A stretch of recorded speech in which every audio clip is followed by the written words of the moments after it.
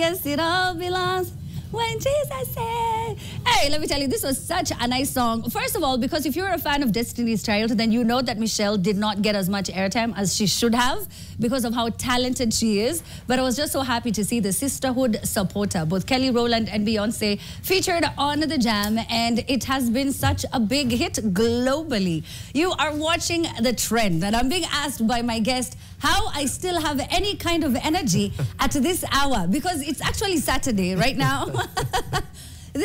It's the 12th of April. Yep. In fact, the hashtag is Hermina at The Trend Live is my handle. I have so many people tonight in the studio. The energy is honestly just amazing. I am loving every single bit of it, and I'm so happy to have my next guest. Why? Because I love having these deep and thought-provoking sort of like interviews. They just make me so happy, especially when they're based on like spirituality. There's just some depth to it that I just enjoy so much. Now, my next guest is an individual who has a voice that echoes through the deepest valleys of faith. His music ministers, it heals, and it delivers. From the city of gold, Josie, Johannesburg, South Africa, ladies and gentlemen, the incomparable Oncemore Six. How are you? I'm good. What a pleasure to have you. Good morning. I mean, oh, I know, good morning. Oh my goodness. Good morning. Thank you for having me. Wow. This is not what they told you. They said it was going to be much earlier. Yeah, but I'm sorry, thank you. No worries, for being so patient. You weren't dramatic at all. Not at all. I thought you were going to cause a scene. I do not have it in me. You don't? But you are a very big star in South Africa. Well, you know? Yeah.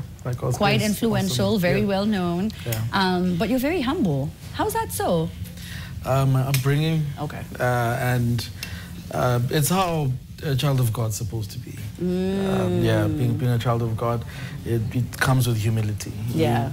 You cannot live by God's grace and not be humble. If you're not humble, I turn to doubt if you've really experienced the love of Jesus and you know the grace of God, because those bring us to humility. So yeah. Plus, also a lot of patience is required. Oh yeah. So these are both virtues you had to teach yourself, or how did you get to this point? Oh, not just teaching myself, but also surrounding myself with people who hold me accountable. Okay. Yeah. People who can, you know, call me out when I start looking like I'm a bit, you know, arrogant. You've made it now. Oh, I've made it now. I've arrived. I have people around me who are very sober, very mature, and I've built a community of people who are able to call me back, love me back to the right place. But you know, for you to see that as positive criticism and not harsh, hateful, you know, sort of like disparaging comments, it also has to take, again, a lot of understanding from your side. True. Because if the reception is not positive, then you won't work on whatever it is that they tell you. Oh yes. Was it hard to get to that point? It was, I can't say it was hard, because I was blessed enough to grow up, even my upbringing, from a family that's very religious, humble, you know. I grew up in the ways of the Lord, grew up in church. I'm a pastor's kid, actually. So I grew up in the ways of the Lord, and this is what I know. I know nothing outside of this. So you're an exception. You're not a norm. I say this because I know you know what I'm about to say. I know. A lot of pastors' kids, though. I know. A lot of pastors' kids don't actually go back to the church. They run as far as humanly possible in the other direction. Yeah. Well, I mean, I don't want to ask, but what was different for you? Listen, I won't tell you what was different. It's grace. I think it's just grace, because there's one thing that I think kept me this whole time. Number one, my parents tell me that I started singing before I could start speaking. So I actually learned how to talk through singing as a child. And I've always been in love with worship. I've always been in love with singing. And so I've always been, so even when I tried, you know, as a teenager to run away from the church, the love of music, the love of worship always brought me back, because I always missed this passion, this love that I had. So it always had a way of bringing me back as much as I wanted to drift away. So one of the things that brought me back and kept me in the church and kept me here is the love for worship, the love for music. What's your favorite worship song? Oh, right now it's I Surrender All. William McDowell. It works me. Can I hear a little something? What's your favorite part of the song?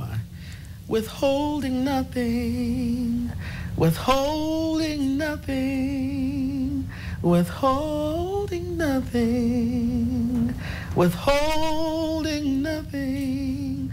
I give myself away. Hey, I give myself away so you can use me. Withholding nothing. That withholding nothing deals with me. Yeah, because I live a surrendered life. I live a surrendered life. What does that mean if you live a surrendered life? That you've accepted and you've left everything to God? The thing is, God saved me from so much that at some point I realized I owe Him my whole life. So I live my whole life surrendered to God. I run my ministry surrendered to God. My decisions are surrendered to Him. So I'm a surrendered person. Now, there's something I actually wanted to ask you, speaking of surrendering. You often lead worship, and that brings people to tears, by the way. You should see those videos. But I want to know what breaks your spirit and what you find yourself consistently or constantly surrendering back to God. Sure.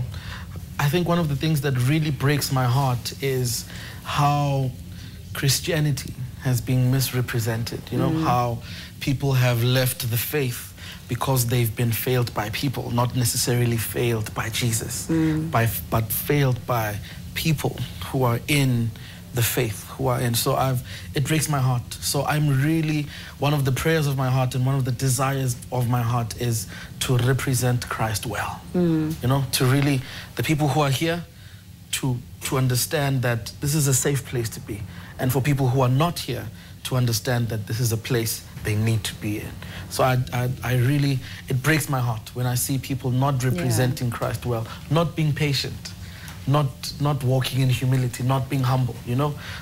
People who, just because now you're an artist and you're big, you've arrived, now you're treating other people small, you know? You're like walking on top of everyone else, and like you are more important, you are bigger, you are just stepping on everyone. And I think there's so much that we just need to fix in terms of how we are representing what we say we believe in.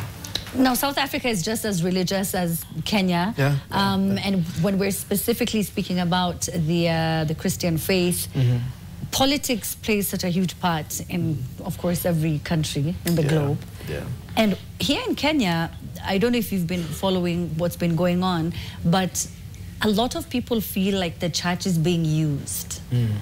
And it's being politicized now. Are you also experiencing the same in South Africa? Do you get politicians who request to speak if they come, or they want special treatment? I mean, I don't know. How does it go in SA? Because here, you know, it's a funeral and someone gets up and he's like, may his soul rest in peace. We wish him well. However, I'm like, wait, what happened? Now they want to talk about our cupcake. Our cupcake here, we call him Kasongo. I know you guys, you call your president Cupcake. He's our you know? cupcake. We don't have adorable nicknames. They're not endearing. Here in Kenya, they're not endearing.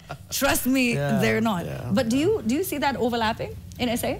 I think in SA, what we are actually fighting for is for the church to have a bigger voice when it comes to just the decisions of the country and the direction of the country. And I think one of the things that really hit us hard back in SA is how, especially during the times of COVID and during the pandemic, how we realized then how much the church doesn't have much of a voice, you know? And I think the church in SA hasn't been politicized. We've not reached that level. The church still has a stance. The church is still very firm in its belief, in its faith, and what we stand for. But we just believe the church, I believe the church needs a stronger voice in the nation, you know, and to be recognized more, not for political reasons, but as a faith, as a faith that stands with principles that we believe in, and this is what we believe in, and this, we don't do that, that doesn't work for us, as much as it's a decision taken by Parliament for the nation, but we don't believe in that as a church, and we need that voice to be heard and respected and allowed to live by our faith. Yeah. Now, when you're speaking about living with faith, and I know you also said that it breaks your heart to see people who aren't patient, people who aren't trusting, people who are not surrendering the way you are, right? Now, much like here in our country, a lot of South Africans are losing faith because of poverty, because of gender-based violence and youth unemployment. What do you say to them? How do they regain back their faith? They feel like everything is lost and there's no hope at the end of the tunnel. There's nothing.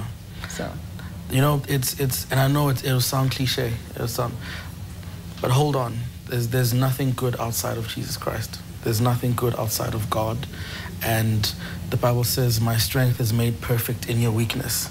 Sometimes our moments of weakness, our moments of going through struggles, it's sometimes those moments are moments where we can actually find God and really find Him for real. Because sometimes what I've realized that in success we grow very arrogant. We do.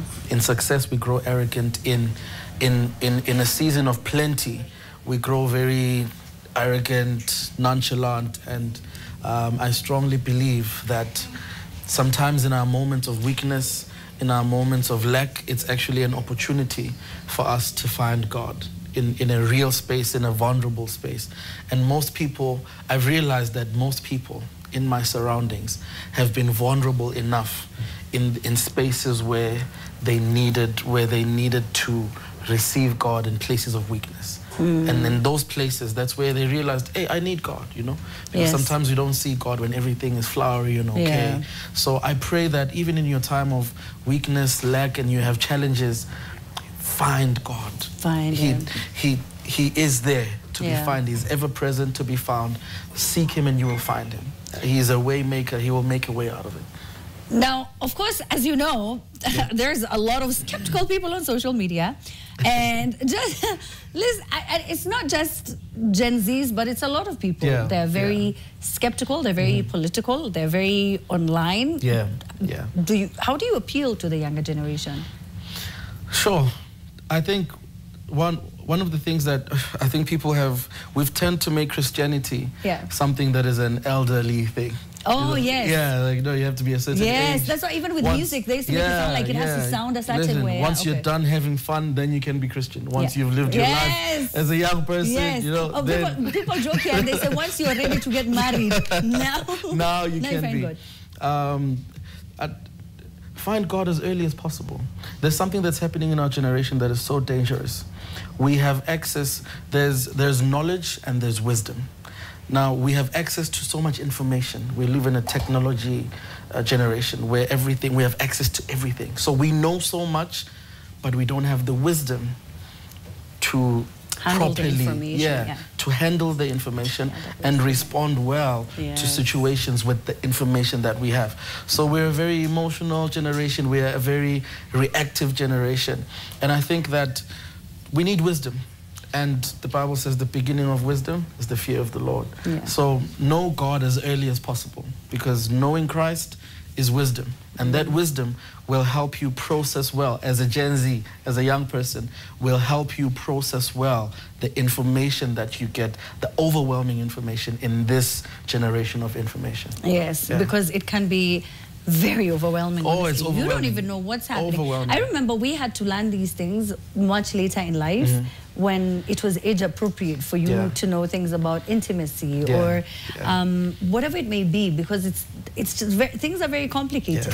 And you don't know what to do with that information when you're 12, right? So you're in Kenya now. I understand there's a big event coming up. Tell me. Big event. Some years ago, I recorded a project called Jesus and the Church. I was trying to put together like a choir of 60 voices. We ended up with a choir of 1,500 voices. 1,500 voices choir. It was big, it was amazing. It started a wildfire of revival in South Africa. We traveled, we toured around the world, and now we are here in Kenya. And we've partnered with Mavuno Hill City Church. I mean, it's amazing. We are there with, Son of Nations is with us, standing there. We've partnered with so many amazing ministers. Futhi Mhlongo back from South Africa, Pastor Margaret from Kenya.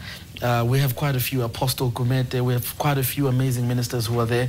It's a worship event. We are going to lift up the name of Jesus in songs. It's going to be great. The Mavuno Hill City Church worship team is also part of it. It's on Sunday. It's starting at 2. And just before I came on, I was made aware that we are giving away 5 tickets. Yes, you are, by the way. And I have my colleague. We're giving away 5 from tickets. From the crossover show. Come. Alrighty. Hebu salimia wasi. Najua unakuanga saa ingine different sana na kuna vitu mingi zinaendelea hapa. I am the people they told you to avoid when you come to Nairobi. You know what I mean? They said avoid certain. It was me. And I don't even know why you would come on this specific show. But it was just God's timing. Yeah. Mambo? Fiti sana? Yeah, my name is Son of Nations. Utanipata hapa kwa crossover every Sunday. Yes, and we are super excited to be here at the Trend. Leo lazima tulete injili hapa. Naona injili yao wengine wakalete injili yao nyingine. But you have tickets you're giving away. So how are people winning these tickets? You're the one to tell me. Yes, maybe first even to say that we are so glad to have Oncemore Six among other South African artists for Revival Camp with Jesus and Church. And NTV is part of this, and Nation FM is part of this as well. So crossover will be happening at Mavuno. So yeah, today we are giving away 5 tickets. And what would they do for them to get the tickets? Wow. Now, I can't pronounce the name of this song, but I wish I would have asked them about this song. I just can't. Ngeke Nsuke Kue. Oh! I don't know what I thought I was going to say. Yeah. But I don't want to make it hard, because honestly, this is an event where they're welcoming you guys to attend. A lot of the times people, when they invite you to events, it's usually just for you to go and, I mean, there's nothing memorable about it. Yeah. Yes, you'll probably forget, most likely. Something terrible might happen because it's not this safe event. You leave this type of event and you feel better about yourself. You have this renewed energy for life. A lot of people in this country constantly complain about struggling mentally. This is the event that you go to, especially if you're a Christian, if you're younger, if you feel lost, if you feel alone, if you feel like life is becoming too much and you have nowhere to turn. These are those types of events that tell you you have a family, you have people around you, you're not alone, right? Very true. And the moment they come, because it's Revival Camp, remember, revival has to come from the church. So, and a lot of times we feel like we are hopeless, we don't have, we don't know even what will happen tomorrow. And all we can do that is peg our hope on Jesus and just come to church and everything will be fine. So we are inviting you to Revival Camp. Okay. So you're all being invited. So we want to make this very, very simple. So once we upload this interview on YouTube, the first 5 people to say that they want a ticket, we'll give you the tickets. Because again, this isn't supposed to be competitive. We don't even want it to be hard. I was going to ask you like his South African name, make it complicated. You know, ask his designation, what he likes to eat. I don't know what, it doesn't need to be like that. So please, please, please come through. Once again, they get how did they get the tickets? They just go to Kenya Buzz, www.kenyabuzz.com, and they will get the tickets there. Yeah. All right. Thank you so much. Any final words? Anything that you want to? Yeah, or maybe even share the Kenyan name that you have. Oh, you have a Kenyan name already? I have a Kenyan name. I was given a Kenyan name. Please answer. Was it Kuyo? Oh, okay. Hey, what name was it? Let me tell you. Huh? Piasita. Oh, okay. So I think they just translated your name. Yeah, okay. I thought they were going to give you some other name. Piasita. Piasita. By the way, why Oncemore Six? So Oncemore is my name, my actual name. Stop it. Okay. Telling you, 6 is my family name. 6 is my surname. Yeah. So you didn't make up any of this? No, name and surname. Damn, okay, Oncemore Six. Oncemore Six. All right, well, Oncemore Six just came through, and I really hope that you will be joining him for the event for a chance of, you know, just feeling better about yourself. A lot of the times when you're being invited for events, your friends invite you to drink ups. If your friend invites you for this type of event, they care about you. Like I said, if they care about you, this is the event that they're going to invite you to. But thank you so much for coming through, you guys. Honestly, I wish you all the very best. Now, as someone who constantly, you know, heals and is the shoulder to lean on for so many people, where do you go when you feel lost? Where do you go when you feel dry of motivation? I think I touched on it earlier on. I've surrounded myself with Oh, so it's people. just the people, support system. I've surrounded myself intentionally. Okay. You know, most, especially artists, surround themselves with fans. Surround themselves with people who always just clap hands for them, even when they're headed for destruction. I've surrounded myself with big brothers. I've surrounded myself with fathers, people who can look at me when I'm in a place of weakness. My boy? Yeah, you know, when I'm in a place of weakness, I feel I'm dry. I know there's someone I can go to, and for me, they are a well of wisdom. For me, I can go to them and be a child, and they'll pray for me, and they will advise me, you know. And then sometimes they tell me to slow down. That, hey, you're doing amazing things, but slow down. You need to rest, you need to recoup, you know, you need to refresh, go and fill yourself up again, because you just and keep they remind you pouring it's out. okay. Yeah, it's they okay remind to do me so. it's okay. You should do so. I like it, you know, and they call you my son. I know, you know, my son. Can you come here? Anyway, but thank you so much for coming. Thank you. Pia Sita, karibu sana Nairobi. Karibu sana Kenya. All right, so Osoro, I know that for you, Sabbath has begun, yes? Yes.